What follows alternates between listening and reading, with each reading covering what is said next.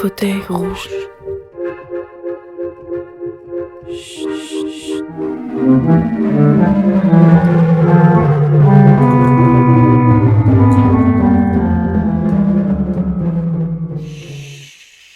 Ça commence. Bienvenue à tous dans l'émission Fauteuil rouge. Nous remercions chaleureusement Radio UC Lille de nous permettre de diffuser nos voix malgré le contexte actuel. Au départ de ce projet, nous sommes 6 étudiants de la FLSH en 2e année de licence métier de la culture et des arts qui avons ressenti l'envie et le besoin de partager notre amour pour le cinéma. À travers cette émission, nous avions pour idée de base de débattre sur des films à l'affiche pour ensuite vous donner envie, à vous, auditeurs, d'aller vous asseoir à votre tour dans un fauteuil rouge pour vous faire votre propre avis. Malheureusement, vous vous doutez qu'un débat par Skype est un petit peu compliqué à mettre en place et nous voulons assurer une certaine qualité sonore de l'émission pour qu'elle reste agréable à écouter pour vous. Ainsi, nous avons décidé de simplement faire une chronique chacun, de chez soi, dans son cocon de confinement, où l'on vous parle directement d'un film ou d'un sujet en rapport avec le cinéma qui nous a touchés. Nous préférons faire comme ceci plutôt que de tout mettre en pause. Nous espérons de tout cœur que les véritables fauteuils rouges reverront le jour bientôt et que nous pourrons à nouveau débattre des meilleurs et des pires films, tous autour d'une table, à moins d'1 mètre de distance. Nous espérons que les cinémas réouvriront bientôt aussi et que nous pourrons à nouveau aller se confiner pendant 1h30 dans des salles obscures. Tiens, le mot confinement nous rappelle quelque chose, non ? Toi, auditeur, qui que tu sois, où que tu sois confiné actuellement, que tu aimes le cinéma ou non, nous voulons t'en parler aujourd'hui et dans toutes les autres émissions qui suivront. Nous voulons te rappeler qu'il existe ce cinéma et qu'il existera encore plus quand tout cela sera terminé. Aujourd'hui, pour cette toute première émission de Fauteuil Rouge, nous avons décidé de rester dans le thème, de s'inscrire dans notre actualité. Et oui, vous avez sûrement deviné et peut-être que vous poussez déjà un soupir, mais le thème d'aujourd'hui est le confinement. Parce qu'on n'est pas les premiers à vivre ça, non. Des acteurs l'ont vécu dans les films dont nous allons vous parler, des spectateurs l'ont ressenti à travers les films dont nous allons vous parler, des vraies personnes, enfin, le vivent toujours dans un documentaire dont je vous parlerai. Alors ne soupirez pas, promis, ce sera sympa. Installez-vous confortablement dans votre espace préféré de confinement, prenez quelque chose à boire, à manger, et fermez les yeux si vous voulez, parce qu'il n'y aura de toute façon que nos voix pour guider vos pensées.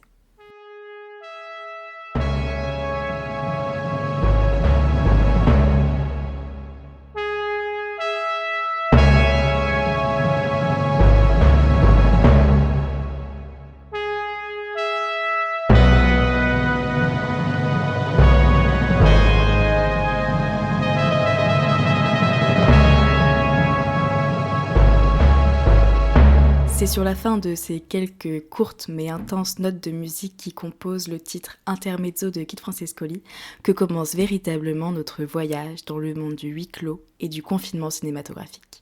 La première d'entre nous à s'exprimer est Juliette, tranquillement rentrée chez elle pour être auprès de sa famille et de ses animaux de compagnie qu'elle chérit tant. Elle nous parle aujourd'hui d'un film sorti le 25 avril 1955 et réalisé par Alfred Hitchcock, Fenêtre sur cour. Ce film américain, qu'on peut ranger dans la case des policiers et des thrillers, dure 1h50. Il est donc parfait pour remplir une de vos prochaines soirées confinées. Ce film rentre plutôt bien en résonance avec notre situation actuelle, car la seule chose extérieure que l'on peut réellement observer de chez nous, c'est bien la vue par notre fenêtre, et cela va souvent de pair avec la vue sur nos voisins. Je vous résume maintenant en quelques mots le synopsis détaillé trouvé sur Allociné, pour ne pas tout vous spoiler. À cause d'une jambe cassée, un reporter photographe est contraint de rester chez lui dans un fauteuil roulant. Homme d'action et amateur d'aventure, il s'aperçoit qu'il peut tirer parti de son immobilité forcée en étudiant par la fenêtre le comportement des habitants de l'immeuble qu'il occupe. En voilà un qui a donc bien compris comment occuper son temps libre. Mais où vont le mener toutes ces observations ? Je laisse maintenant la parole à Juliette pour nous en dire plus. Fauteuil rouge. Alors aujourd'hui, par chance, je vais parler de mon film préféré, plutôt l'un de mes films préférés, et celui qui m'a le plus marqué. Alors comme l'a dit Juliette, il s'agit bien de Fenêtre sur cour d'Alfred Hitchcock, Rear Window de son titre original. Durant tout le film, il y a ce côté paradoxal où nous observons quelqu'un qui lui-même observe. Nous sommes comme avec Jeff, joué par James Stewart. En effet, nous sommes en plus enfermés chez lui, avec lui, et nous ne pouvons faire que comme lui et observer depuis les fenêtres. Les seules interactions que nous avons avec l'extérieur sont avec ses amis, dont un policier et sa petite amie, joués par la belle Grace Kelly. Ce sont grâce à eux et au contact qu'ils ont avec l'extérieur qu'ils vont au fur et à mesure aider Jeff. Dans ce film, et comme beaucoup de films du réalisateur d'ailleurs, il y a la thématique du voyeurisme. Mais ici, contrairement à d'autres films, on autorise le spectateur à voir, à observer absolument tout ce qui se passe dans le voisinage. Cela va du chien qui se promène dans la cour au pianiste d'à côté. Le film nous invite à réfléchir sur un monde fait uniquement d'apparence. Nous pouvons voir par exemple quelque chose qui m'a marqué moi quand je l'ai vu, une voisine qui s'apprête énormément, qui s'habille très bien, qui se maquille, etc. pour sortir. Et au final, elle va uniquement dans le restaurant qu'on voit de la fenêtre de Jeff pour boire et manger toute seule. L'observation se base autour de Thorwald, qui est la personne que Jeff soupçonne de meurtre.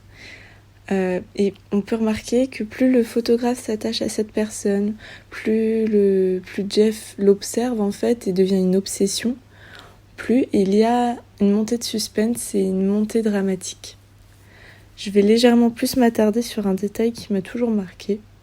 Enfin, qui m'a pas toujours marqué, mais qui m'a marqué quand je l'ai su. C'est lors de la scène où Jeff observe Lisa, sa petite amie, aller chez le suspect. En fait, on voit Lisa au premier étage et le suspect au rez-de-chaussée depuis la fenêtre. On voit l'image de la façade vue depuis le point de vue de Jeff. Donc cette image est découpée de façon à ce que l'on voit les deux personnages. Mais durant cette scène, il n'y a absolument pas de montage alterné.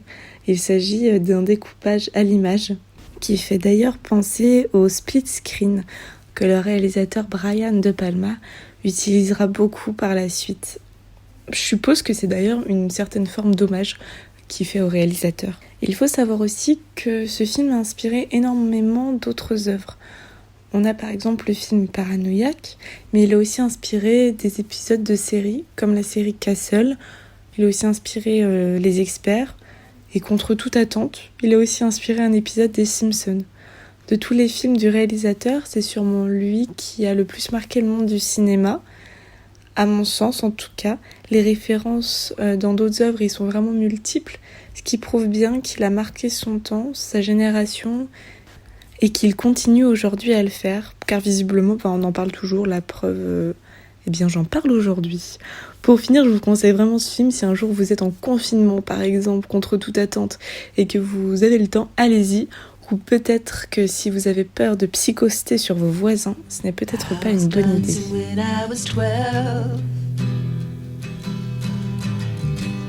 I was dancing when I was 12. I was dancing when I was out.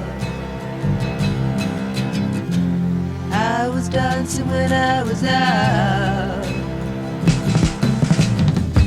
I danced myself right out the womb. I danced myself right out the womb. Is it strange to dance so soon? I danced myself right out the womb. I was dancing when I was 8. I was dancing when I was 8. Is it strange to dance so late? Is it strange to dance so late?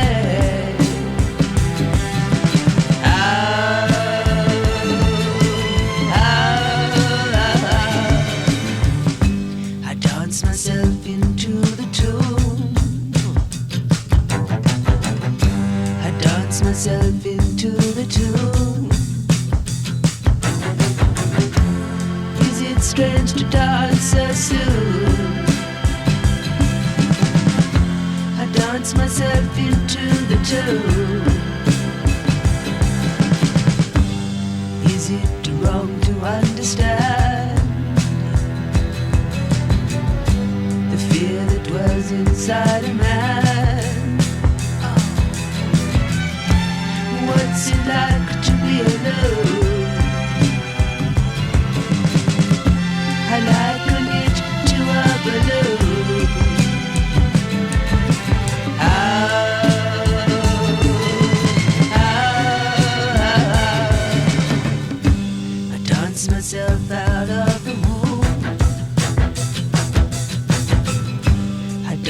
myself out of the womb. Is it strange to die so soon? I dance myself into the tomb, and then again once more.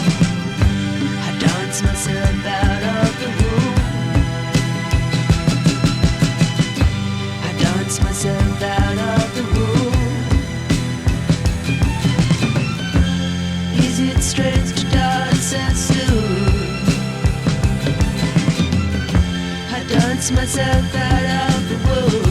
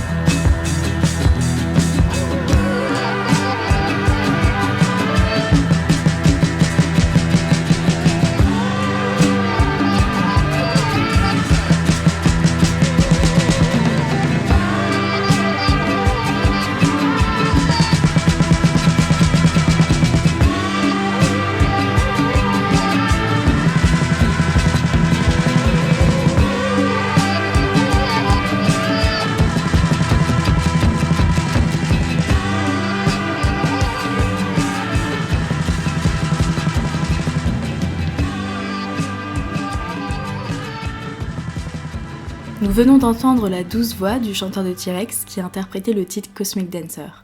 Et je remercie la douce voix de Juliette pour cette chronique qui donne, on l'espère, envie à tout le monde de programmer Fenêtre sur cours sur la liste du marathon de films spécial confinement, que, bien sûr, vous vous apprêtez à faire directement après cette émission. À présent, le seul représentant de la jante masculine dans le groupe, Pierre-Étienne, qui n'a pas froid aux yeux, va nous parler depuis son appartement lillois où il est confiné en compagnie de son chat Francine, du film The Others. Ce film, simplement rangé entre les films d'épouvante, d'horreur, les drames et les thrillers, rien que ça, est un film américain, italien, espagnol et français, rien que ça encore une fois, sorti le 26 décembre 2001. Il dure 1h45, tout juste le temps d'avoir peur.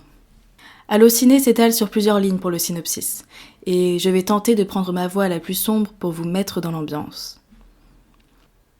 En 1945, dans une immense demeure victorienne isolée sur l'île de Jersey, située au large de la Normandie, vit Grace, une jeune femme pieuse et ses 2 enfants, Anne et Nicolas. Les journées sont longues pour cette mère de famille qui passe tout son temps à éduquer ses enfants en leur inculquant ses principes religieux. Atteints d'un mal étrange, Anne et Nicolas ne doivent en aucun cas être exposés à la lumière du jour. Ils vivent reclus dans ce manoir obscur, tout rideau fermé. Un jour d'épais brouillard, 3 personnes frappent à la porte du manoir isolé, en quête d'un travail. Grace, qui a justement besoin d'aide pour l'entretien du parc, ainsi que d'une nouvelle nounou pour ses enfants, les engage. Dès lors, des événements étranges surviennent dans la demeure. Bon, j'ai déjà la chair de poule, moi, à force de parler comme ça. Je laisse donc Pierre-Étienne prendre le relais. Fauteuil rouge. Bonjour à tous et merci beaucoup Juliette pour la présentation de ce film qui est un film qui me tient particulièrement à cœur car je l'ai découvert dans ma jeunesse avec ma sœur qui me l'a fait découvrir lors d'une soirée où nous étions tous les deux. C'est un film que j'apprécie tout particulièrement tout d'abord parce que c'est une de mes actrices préférées qui l'interprète, Nicole Kidman, donc qui interprète Grace, qui vit dans cette maison reclus de tout.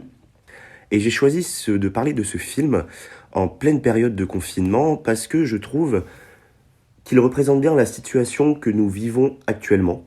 Donc évidemment sans ce virus qui nous plombe un peu.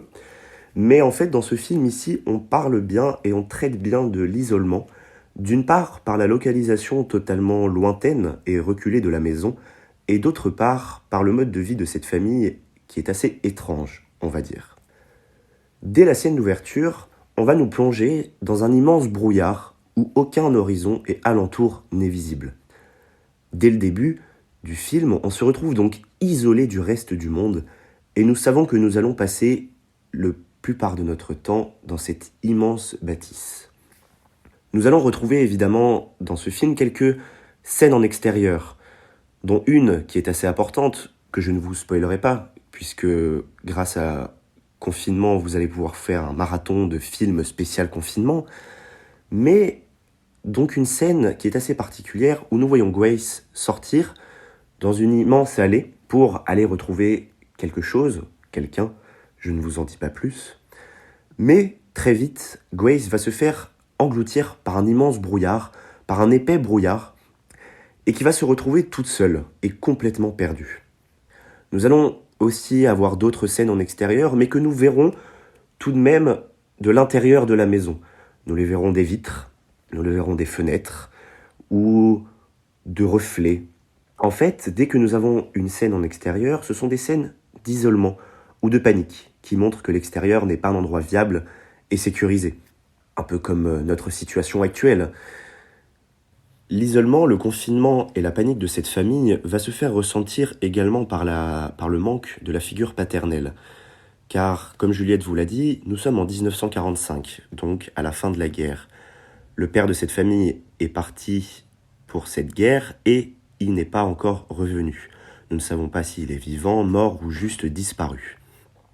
Le manque de cette figure va se faire ressentir dans cette famille, puisque Anne et Nicolas vont être à la recherche continuelle de leur père, vont sans cesse questionner leur mère pour savoir où il est, quand il va revenir. Et cela va beaucoup agacer Grace, qui va être sans cesse questionnée par ses enfants, qui elle aussi est en plein manque de son mari, et qui va donc entraîner une folie obscure au niveau de son personnage. Son personnage, qui d'ailleurs donc interprété par Nicole Kidman, est pour moi pas un de ses meilleurs rôles, mais vraiment un rôle qu'elle tient parfaitement. Elle joue magnifiquement bien dans ce film, elle joue la folie obscure et le confinement, elle le vit, elle le ressent et nous le fait ressentir.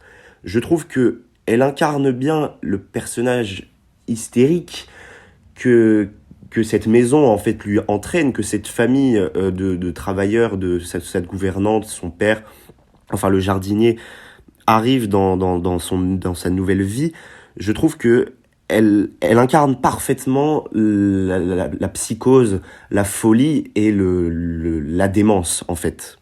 En tout cas, c'est un personnage vraiment qui nous fait ressentir l'angoisse, la peur, mais qui sera toujours dans une continuelle protection de ses enfants et un continuel acharnement pour que sa vie soit la meilleure possible. En tout cas, The Other, je vous le recommande vivement en cette période de confinement. J'espère que vous allez bien, que vous vous portez bien et évidemment que vous restez chez vous. Et c'est en cette période que vous pouvez en profiter pour regarder plein de films et vous construire une belle culture cinématographique. En tout cas, je vous remercie de nous avoir écoutés et je laisse place à la prochaine chronique. Je vous dis à bientôt et portez-vous bien.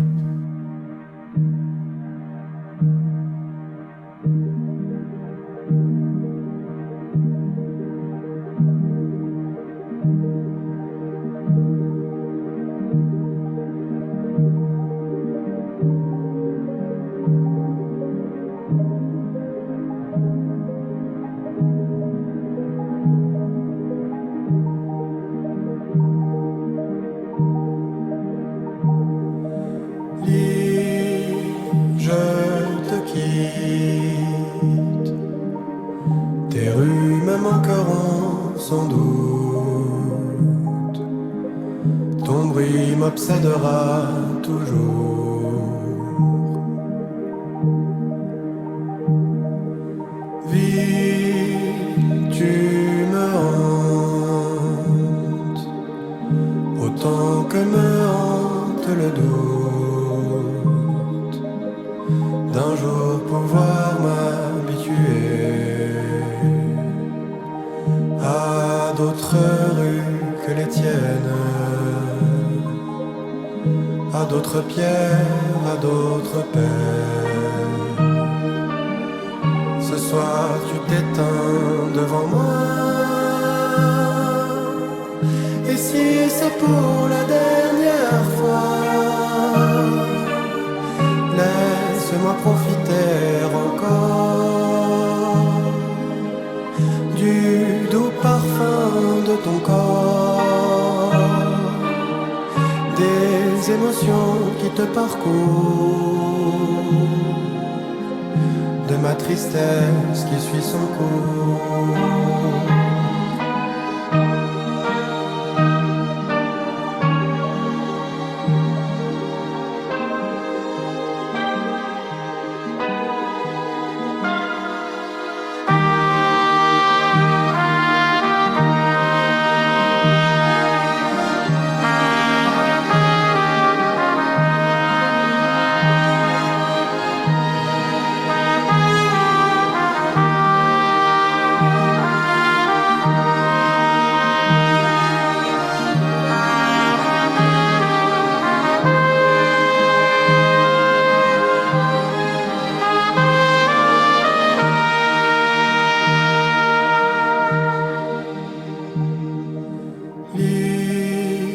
Je te quitte et foule dans un dernier soupir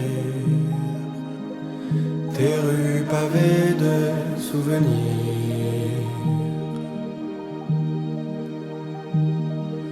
Vis si je pars, si je te prive de mon passage, c'est que mon cœur a pris le large, à bord du fleuve qui te traverse, et tout au fond gisent mes restes. Ce soir tu t'éteins devant moi, et si c'est pour la dernière fois, laisse-moi profiter encore du doux parfum de ton corps, des émotions qui te parcourent, de ma tristesse qui suit son cours.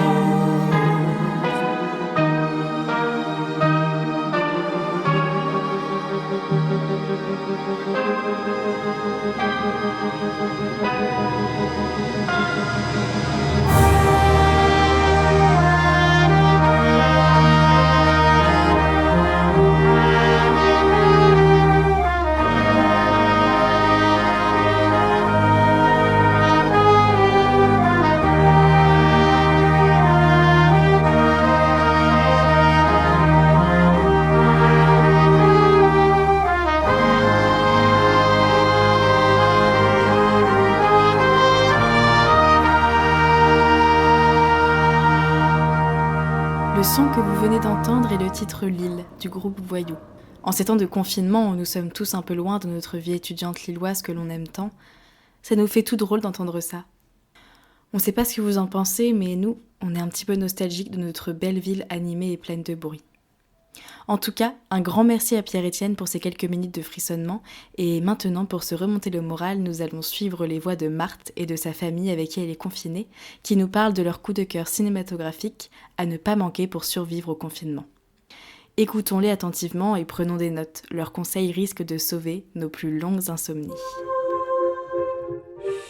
Fauteuil rouge. Alors bonjour à tous, aujourd'hui on se retrouve dans un contexte un petit peu particulier qui est celui du confinement.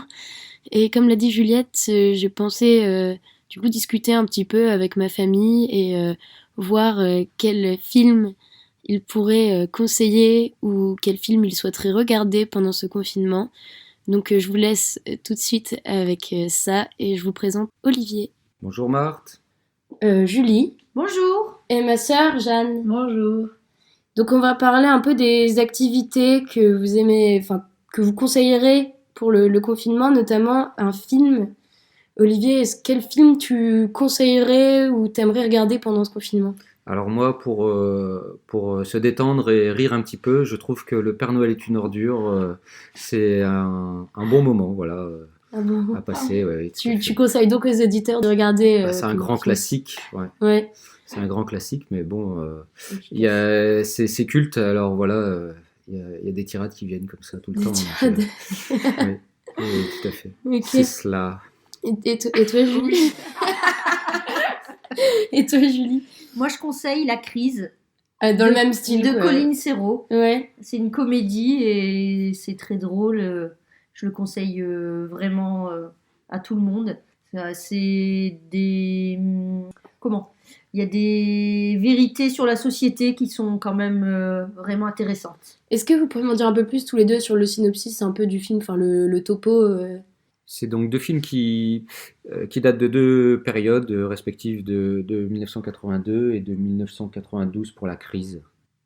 Ouais, voilà, j'ai toujours vu ce film, mais bah, Le Père Noël est une ordure. En tout cas, donc c'est à la période de Noël, donc c'est pas trop le moment, mais c'est une agence d'écoute téléphonique qui reçoivent les appels des gens qui sont en détresse et donc c'est des bénévoles qui se retrouvent pour aider soi-disant les gens et en fait bon bah c'est une soirée qui se déroule vraiment de plus en plus mal avec tout un tas de scènes les plus ubuesques les unes que les autres. Donc c'est complètement improbable comme situation, mais voilà, enfin c'est une pièce de théâtre en fait qui est adaptée au cinéma avec la bande adapté du par Splendide. Jean-Marie Poiret du coup. Ouais, et donc bah c'est vraiment ouais, c'est une équipe qui se renvoie tellement bien la balle que c'est toujours super efficace quoi et même en le regardant pour la 25e fois, je rigole toujours au même moment quoi. Donc voilà, c'est super Ça efficace. fonctionne bien. Ok. Et toi, Julie? Bah, Pour c'est La Crise. l'histoire d'un homme qui perd tout très rapidement. Donc en fait, il va perdre son travail, il va perdre sa femme qui le quitte et du coup, il vit une crise. Et en même temps, on voit à travers son parcours les problèmes qui sont encore vrais aujourd'hui dans la société, les problèmes du chômage, les problèmes de la place de la femme, les problèmes écologiques aussi qui sont déjà largement évoqués. Ce film date de 1992. Et donc, on voit que les thématiques, elles sont toujours d'actualité. Donc, Ok. et en même temps, c'est très drôle. Ouais, c'est Ok, une ça comédie, marche. ça Une reste comédie. Ouais, donc Ouais. deux comédies. Et toi, Jeanne, qu'est-ce que tu conseillerais comme film ou quel film t'aimerais regarder pendant... Moi, c'est Pendant un ce film film. que j'aimerais regarder. Tu l'as pas encore vu? Non, c'est Elsa qui me l'a conseillé, une amie. Ça s'appelle Je vais bien, ne t'en fais pas. C'est son film préféré. Et on en avait parlé pendant les vacances. Et c'est un drame. Ouais, c'est un drame. C'est un film Mais de qui? De Philippe Lioré. C'est un film français. Et elle m'a dit que c'était hyper émouvant et tout. Du coup, je me suis dit, bon, quand j'ai du temps, je le regarderai. Super, merci beaucoup pour vos conseils. Personnellement, moi, je voudrais vous parler d'un film que j'ai vu hier soir qui s'appelle donc Sailor et Lula.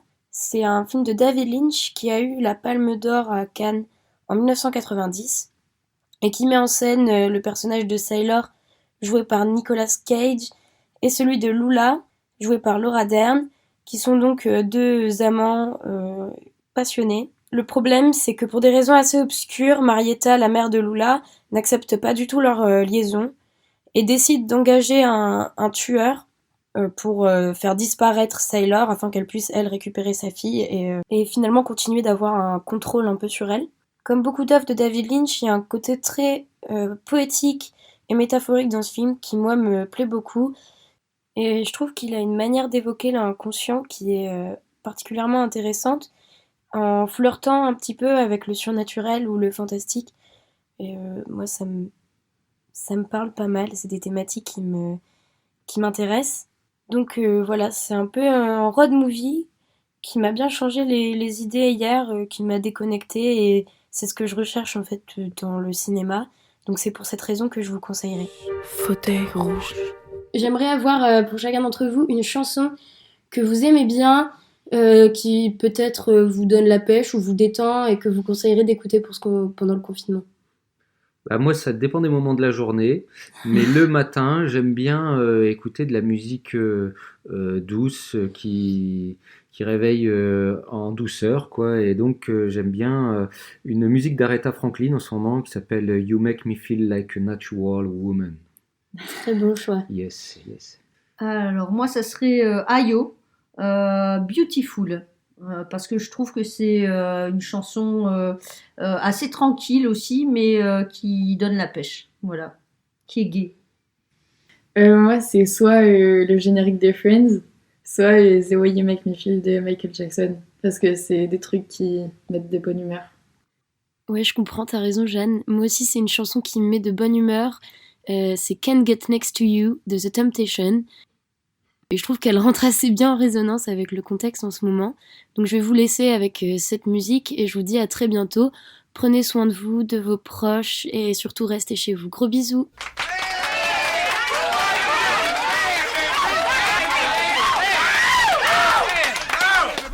Hold it. Listen.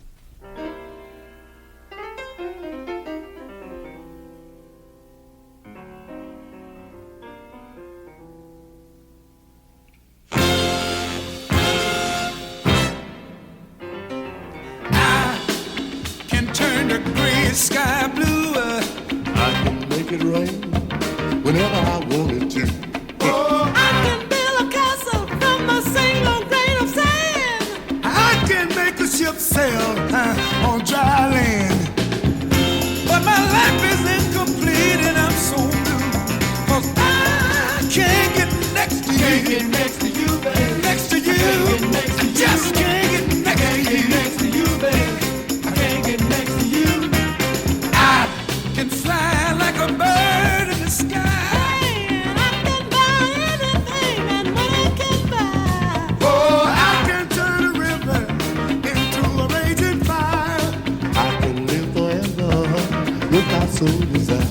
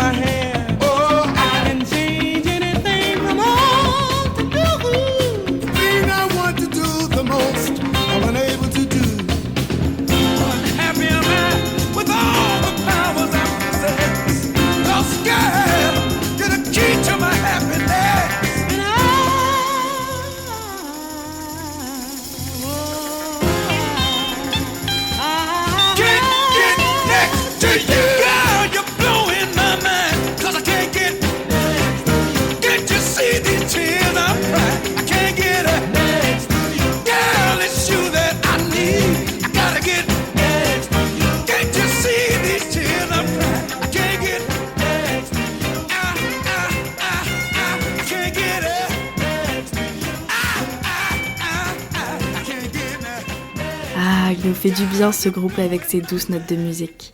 C'était The Temptation et leur titre I Can Get Next to You. Merci beaucoup à Marthe et à sa famille pour ces précieuses recommandations cinématographiques. Gardons en mémoire ces bonnes ondes avant de plonger dans l'univers familial un peu plus oppressant du film en huis clos dont Manon va nous parler à présent. Tranquillement sur son canapé à côté de son chat Berlioz, elle nous parle de Juste la fin du monde. Un drame franco-canadien réalisé par Xavier Dolan et sorti le 21 septembre 2016. Il dure 1h39 et Allociné nous en parle ainsi. Après 12 ans d'absence, un écrivain retourne dans son village natal pour annoncer à sa famille sa mort prochaine. Ce sont les retrouvailles avec le cercle familial où l'on se dit l'amour que l'on se porte à travers les éternelles querelles et où l'on dit malgré nous les rancœurs qui parlent au nom du doute et de la solitude. Un très joyeux programme donc, dont Manon va nous aider à percer le sens. Je lui laisse la parole. Fauteuil rouge. Juste avant la fin du monde, c'est une histoire, comme l'a annoncé Juliette juste avant, qui se colle parfaitement au thème du confinement. Ici, nous sommes donc dans un film à huis clos qui traverse l'histoire d'une famille et du drame qu'elle va subir. Ce film de Xavier Dolan est le premier que j'ai vu de lui. Et c'est sûrement aussi pour ça que j'ai peut-être plus apprécié que certains, comme Pierre-Étienne ou Juliette, qui sont des admirateurs, des fans de ce réalisateur. C'est une histoire qui touche, qui angoisse, qui permet de comprendre aussi que la vie et la famille, c'est pas forcément la beauté et la simplicité du monde. On ressent dans ce film l'angoisse par les couleurs ternes qui habillent la maison, les fenêtres qui ne font pas assez entrer la lumière. On vit dans l'ombre et de la vie et des personnages de ce film. Il offre pour autant une certaine poésie au malheur de cette famille. Je pense que c'est dans cette poésie que l'on retrouve tout le travail de Xavier Dolan. Bien qu'ayant apprécié ce film, plusieurs choses aujourd'hui me font un peu changer d'avis par rapport à la première vision que j'en ai eue. Dans un premier temps, le fait que ce ne soit pas un film fait maison comme j'aime les appeler, me gêne un peu. Car après avoir visionné les différents films de sa filmographie, comme Les Amours imaginaires ou encore Momie, je trouve que Juste avant la fin du monde n'est pas aussi touchant, aussi personnel que les autres films de Xavier Dolan. La deuxième chose, c'est aussi le choix du casting. En effet, nous sommes avec ce film face à un casting dit d'exception. Aucun nom ne dévalorise un autre. Je pense que c'est aussi pour cela que le film m'a moins plu que les autres et aussi a moins plu à un public, au public en fait de Xavier Dolan. J'ai eu cette sensation de film à budget par le choix des acteurs, dont j'ai pour certains une sensation, un avis assez tranché. En effet, en ce qui concerne par exemple Marion Cotillard et Léa Seydoux, nous sommes sur des actrices, à mes yeux, c'est un avis que personnel, qui n'ont pas d'autre expression théâtrale que ce qu'elles ont fait depuis le début de leur carrière. Elles ont été assignées à des rôles dans leur vie et ne savent plus faire que ça. Et je pense que c'est une des raisons pour lesquelles le film a moins plu en général. Bien que j'ai énormément aussi, par exemple, apprécié le jeu d'acteur de Vincent Cassel dans le film, nous sommes face au même cas de figure que celui de Léa Seydoux et de Marion Cotillard. Ces acteurs-là sont malgré eux enfermés dans leur rôle phare ou dans une façon de jouer qui ne peut pas aller avec tous les genres de films. Et on retrouve cette problématique dans ce film-là. Je pense que si le choix du casting et les choix d'acteurs avaient été différents, on aurait pu avoir un film plus touchant et qui ressemblait plus à Xavier Dolan. C'est comme si il n'avait pas eu le choix total, l'avis total sur ces acteurs et que ces acteurs-là avaient un petit peu choisi par eux-mêmes comment jouer les personnages créés par Xavier Dolan. Malgré cela, les rôles de Nathalie Baye et de Gaspard Huel sont pour moi de vrais petits plaisirs. Et rien que pour ce doux moment d'acting, en fait, je trouve que ce film est à voir. Pour finir, j'aimerais juste dire un petit mot sur le réalisateur, qui, malgré ce film, qui m'a tout de même plu, est pour moi un réalisateur qui me touche beaucoup par les termes qu'il emploie, les termes qu'il dénonce, par ses sujets en fait, par les sujets de ses films. C'est un réalisateur qui me plaît beaucoup et qui me touche beaucoup. Et pour moi, Dolan, c'est à mes yeux l'écrivain un peu d'une poésie toute nouvelle, une poésie de la jeunesse, d'une certaine mélancolie d'une vie qui n'a pas encore été vécue. Il est à mes yeux un réalisateur qui, dans ses images, arrive à insérer, transcrire toutes ces poésies nouvelles. Et je pense que c'est pour ça que malgré les différends que j'ai pu avoir avec ce film, et en fait en majorité à cause du casting, je pense que ce film reste à voir parce qu'il y a une poésie qui n'est qu'intéressante et qui n'est que belle à voir. Donc je vous conseille ce film et je vous souhaite une bonne journée et j'espère que votre confinement se passe bien, que vous restez bien chez vous. Et il est donc temps, pendant ce confinement, de prendre le temps de regarder ce genre de film. À très bientôt.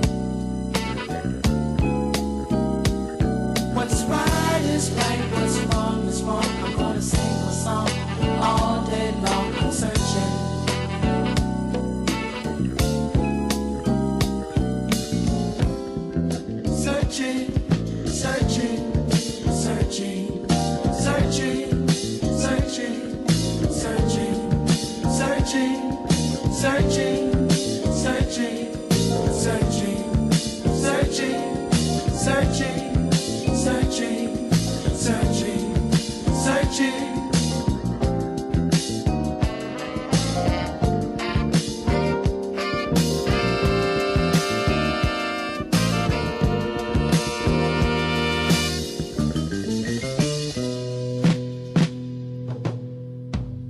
Now what went down, I don't believe it. I just know I can't conceive. I'm searching. When love is gone and one believes that love will come like brand new leaves, I'm searching. And then the day when I will say that my soul lives a truthful way, I'm searching.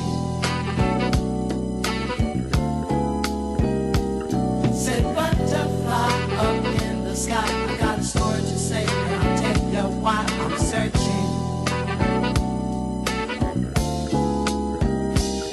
You see, my friend, I need someone who feels and needs the same as I'm searching.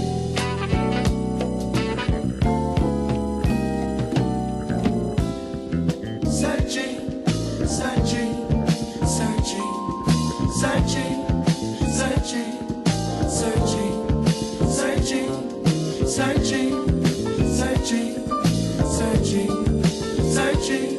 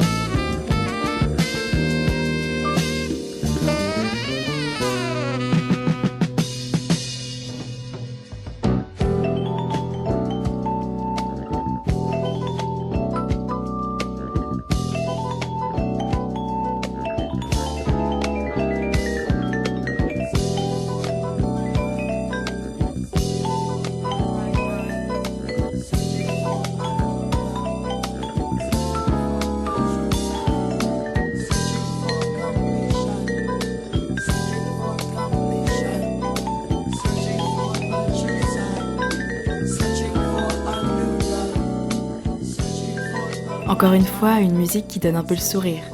C'était Roy Ayers avec son titre Searching.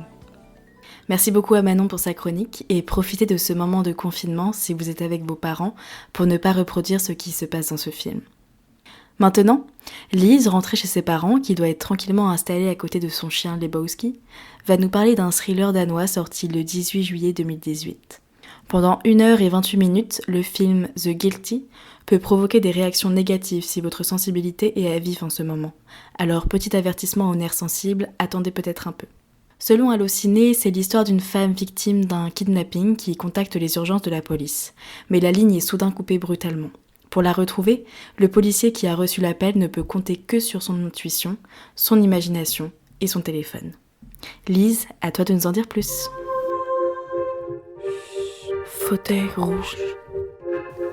Bonjour à tous, c'est Lise. Et comme vient de vous le dire Juliette, moi je vais vous parler du film The Guilty, qui est un thriller en huis clos. Et ça raconte donc l'histoire d'un répartiteur d'urgence au 112, Asger Holm, qui va recevoir un appel surprenant d'une femme, Iben Ostergaard, qui semble être kidnappée. Et tout au long de l'histoire, il va devoir résoudre cette affaire avec seulement la voix de cette femme, voix qui est d'ailleurs interprétée par l'actrice Jessica Dinage. Alors Asger, il était habitué à recevoir des appels communs qu'il traitait assez rapidement, une femme qui tombait de vélo ou alors un homme à qui on venait d'avoir volé le portable. Et ce kidnapp, ça va le sortir totalement de son quotidien. Et il va finir par s'attacher à Iben et à sa fille de 5 ans à qui il promet que sa maman reviendra vers elle. En fait, quand on a décidé de faire un épisode spécial confinement, j'ai assez vite pensé à ce film-là, qui est donc entièrement tourné en huis clos, comme je vous l'ai déjà dit. Du coup, l'histoire, elle tient surtout sur notre imagination. On quitte pas la pièce d'appel, c'est le seul décor qu'on nous donne. C'est un peu comme nous qui restons chez nous, et le seul décor qu'on nous donne, c'est notre maison. Donc ce film prouve qu'avec peu de moyens, un seul décor et une création sonore extrêmement maîtrisée, il est possible de créer un thriller à l'atmosphère insoutenable. Il est vrai que, comme l'a dit Juliette, le film peut être assez angoissant, mais ne craignez rien, le film est un thriller certes, mais il n'est pas du tout effrayant, parce que c'est un peu là le principe du film, on ne voit rien de ce qui se déroule à l'autre bout du fil. Alors, est-ce que vous avez déjà fait l'expérience de parler à un ami d'un livre que vous avez tous les deux lu, mais les lieux et les personnages ne vous apparaissent pas du tout de la même manière ? C'est un truc dont on fait souvent l'expérience, mais que dans les livres et assez rarement dans les films. Et ben en fait, dans The Guilty, on retrouve un petit peu cette expérience-là. Dans la salle de cinéma, on a tous vu le même film, mais on va en ressortir avec des images très différentes. On va pas se figurer Ibn de la même manière, par exemple. On peut se l'imaginer grande ou petite. On va construire différents décors, différents paysages. Donc en fait, en parlant d'un seul film, les spectateurs en construisent plusieurs différents avec leur propre imagination. Et pour moi, c'est le point qui est le plus intéressant dans ce film-là. Ce sont le scénario et les dialogues qui sont assez solides pour créer une telle tension, alors qu'on ne voit jamais rien de plus que la salle d'appel. Et d'ailleurs, je pense que le film, il n'aurait pas été aussi intéressant si le spectateur, il avait eu accès visuellement au vécu de chaque personnage. Et je voulais également parler de la performance de Jacob Cedergren, donc qui interprète Asger Holm, qui est le répartiteur d'appel. Et en fait, à lui tout seul, il tient tout le film, ce qui est assez rare. Normalement, il y a plusieurs acteurs. Là, il y en a très peu. Il y a ses collègues, mais on les voit pas trop. C'est surtout lui qu'on voit durant tout le film. Et en fait, c'est seulement sa performance qui doit à tous nous convaincre, du coup. Donc, il porte la totalité de l'histoire. Et pour moi, c'est clairement réussi. C'est assez intéressant parce que son personnage montre au début un grand sang-froid, une intégrité, et en fait au fur et à mesure du film, on le découvre de plus en plus sensible. Et ça se fait très naturellement, mais on le ressent quand même. En fait, cette affaire, elle semble être pour lui le moyen de prouver qu'il est utile à la société. Ça va lui permettre donc de sortir de ce qu'il connaissait avant, des appels qu'il connaissait avant qui étaient assez banals. Et du coup, il va se donner corps et âme pour la régler. Il est même prêt à désobéir à ses supérieurs. Et on sent clairement cette tension qui monte en lui. Et au fur et à mesure, il perd même un certain professionnalisme et une distance qu'il est supposé avoir avec les victimes. Il prend vraiment à cœur ce kidnappe. Et comme je l'ai dit tout à l'heure, il commence à s'attacher à la femme qui est kidnappée.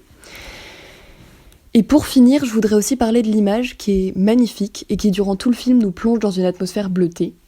En plus, elle est associée à une musique électronique aérienne, qui est une sorte d'ambiante musique, qui est composée par Karl Coleman et Gasper Hasselger, dont on va écouter un extrait tout à l'heure.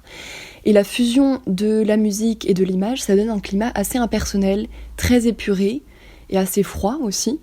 Et du coup, il n'y a que notre imagination qui peut habiller cette ambiance. Je vous remercie d'avoir écouté cette critique. Et bien sûr, je vous conseille vivement de regarder le film sur votre ordinateur, télé ou, si vous avez de la chance, rétroprojecteur. Durant cette période de confinement, il vous permettra de réaliser que l'imagination, elle peut toujours faire évader votre esprit n'importe où. Je vous laisse avec la musique du film dont je vous ai parlé tout à l'heure. Et ensuite, c'est Juliette qui va parler du documentaire Des Hommes. Je vous souhaite un bon courage, un bon confinement et profitez-en pour regarder plein de films dont vous n'aviez pas le temps avant de regarder.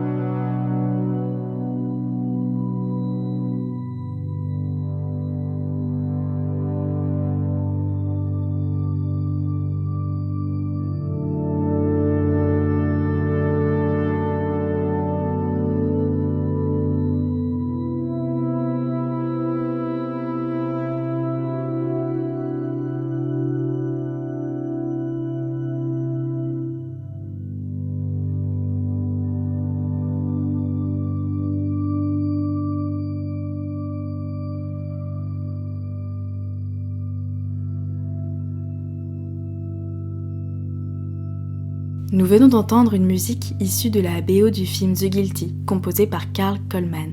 Un grand merci à Lise pour cette chronique. Ça y est, on arrive vers la fin de l'émission, et c'est maintenant à mon tour de vous parler. Pour me présenter, je suis la deuxième Juliette du groupe. Je suis rentrée chez moi auprès de ma famille et de notre petit chat, qui est d'ailleurs bien le seul dans la maison à ne pas comprendre ce qui se passe et qui continue à manger ses croquettes comme si de rien n'était. Et je me dis déjà que j'ai bien de la chance d'avoir de l'espace ici, plutôt que d'être enfermée dans mon appartement lillois pour le confinement. Cette notion d'enfermement m'a très vite rappelé un documentaire qui m'a beaucoup touchée, que je suis allée voir au cinéma quelques semaines avant que tout cela nous arrive sans prévenir. Des Hommes est un documentaire français qui dure 1h23. Il n'est pas très long et il est donc parfait pour accompagner par exemple une séance de sport dans votre chambre. Et oui, n'oublions pas l'activité physique pour ne pas se morfondre comme de vraies larves. Ce documentaire, sorti le 19 février 2020, a été co-réalisé par Jean-Robert Vialet et Alice Audio. Comme nous l'explique Allociné, ils ont passé 25 jours en immersion dans la prison des Baumettes, située à Marseille. Cette prison de 30 000 m² accueille 2000 détenus dont la moitié n'a pas 30 ans. Ce lieu raconte les destins brisés, les espoirs, la violence, la justice et les injustices de la vie. C'est une histoire avec ses cris et ses silences, un concentré d'humanité, leurs yeux dans les nôtres.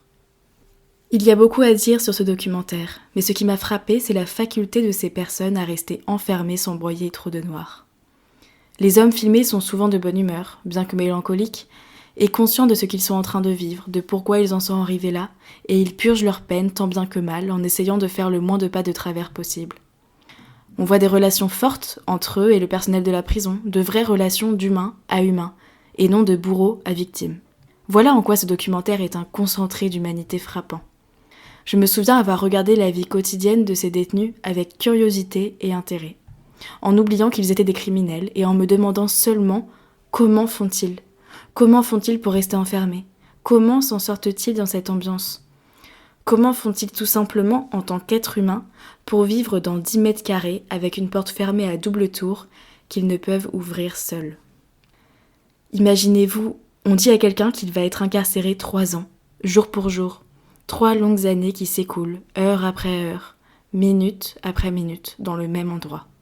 Et nous, on s'offusque quand on nous dit que l'on doit passer 2 semaines ou un peu plus chez nous. Mais ce n'est pas notre faute, c'est humain de ressentir cela. Parce que nous avons la chance inouïe de vivre dans un pays libre, nous sommes habitués à faire absolument ce que l'on veut, quand on le veut. Alors forcément, quand on nous dit qu'on ne peut plus, on ne comprend pas, on trouve cela injuste, on veut se révolter, aller pique-niquer parce qu'il fait beau ou faire un footing plus loin que devant notre porte. Et tout cela est bien normal.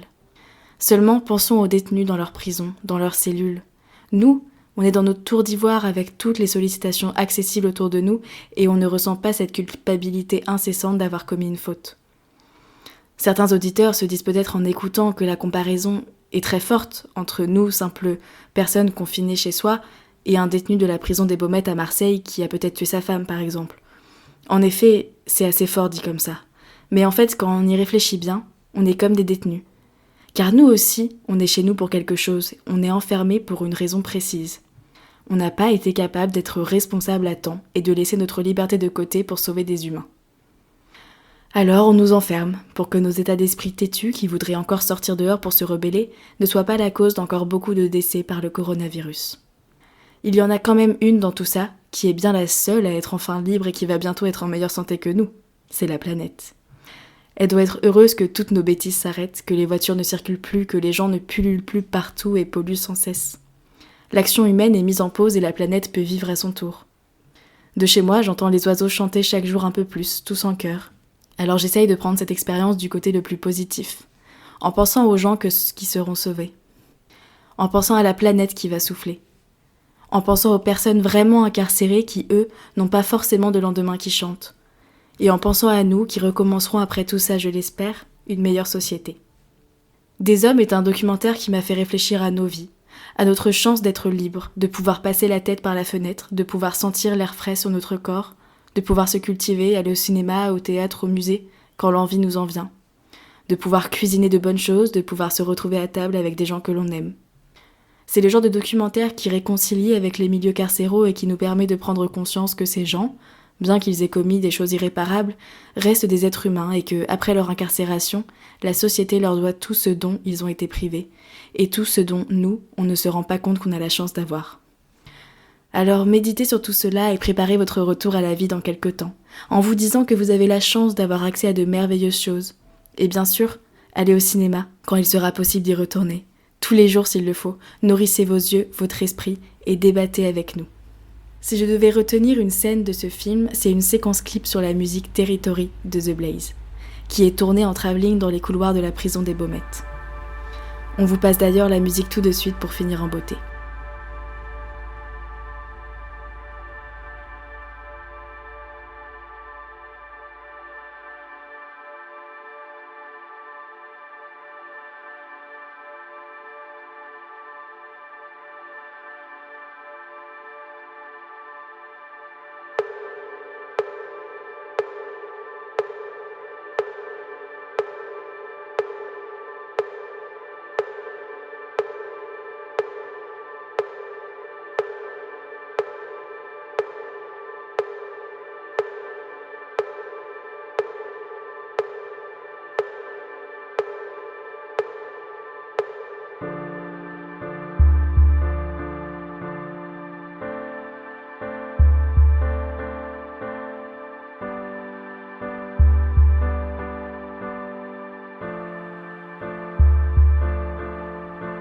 We've waited for this day. We shed some tears of love now, like a desert in the rain. When some of the dead are waking up, yeah. There's nobody like my moon. There's no place like my home since I was born. When I was young, the flavor is so strong. I've missed it so long now.